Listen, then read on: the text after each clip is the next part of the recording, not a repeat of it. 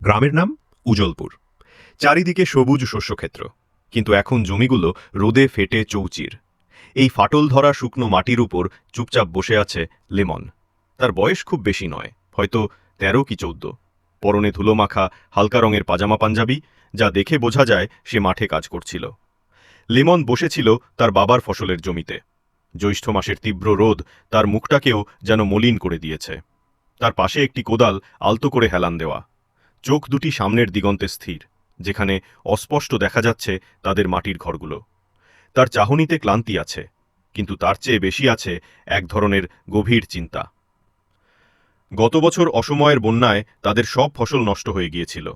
বাবা এরপর খুব অসুস্থ হয়ে পড়েন। ছোট লিমন তখন থেকেই সংসারের বোঝা নিজের কাঁধে তুলে নিয়েছে। স্কুল থেকে ফিরে আর খেলাধুলো নয়, সোজা মাঠে আসা তার নিত্যদিনের কাজ। আজ সারাদিন সে এই শক্ত মাটিতে কোদাল চালিয়েছে নতুন বীজ ফেলার জন্য জমি তৈরি করতে। মাটি যতই কঠিন হোক, লিমনের মনের জোর তার চেয়েও বেশি। সে জানে এই মাটিই তাদের জীবন। তার বাবা প্রায়ই বলেন, মাটি আমাদের মা লিমন, এর সেবা করলেই সে ফল দেবে। লিমন আজ বসে ভাবতে থাকে, যদি এইবার ভালো ফসল হয় তবে সে সেই টাকা জমিয়ে তার বাবার চিকিৎসা করাবে। আর সবচেয়ে বড় স্বপ্ন, সে আবার স্কুলে যাবে। বইয়ের পাতায় যে জগৎ, তা তাকে ভীষণ টানে। সে জানে তার মতো আরও অনেক ছেলে মেয়ে আছে যারা মাঠ আর স্কুলের মাঝে দোলাচলে ভোগে।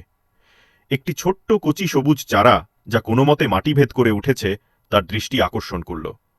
এইটুকু প্রাণের সংগ্রাম তাকে এক নতুন আশা দিল। সে আলতো করে চারাটিকে ছুঁয়ে দিল। গভীর দীর্ঘশ্বাস ফেলে লিমন উঠে দাঁড়াল। রোদের তেজ কমে আসছে। সে কোদালটা তুলে নিল, কাজ এখনো বাকি। তার ছোট কাঁধে হয়তো পৃথিবীর সব ভার নেই, কিন্তু তার চোখে যে স্বপ্ন, তা তাকে হার মানতে দেয় না। লিমন ফিরে তাকাল না। সে এগিয়ে চলল মাঠের কোণার দিকে, যেখানে শেষবারের মতো কিছু আগাছা পরিষ্কার করা বাকি। নোয়াপাড়ার ধুলোমাখা মাঠে তার পদচিহ্ন, যেন ভবিষ্যতের পথে তার দৃপ্ত পদক্ষেপের প্রতীক। গল্পটি ভালো লাগলে সাবস্ক্রাইব করবেন।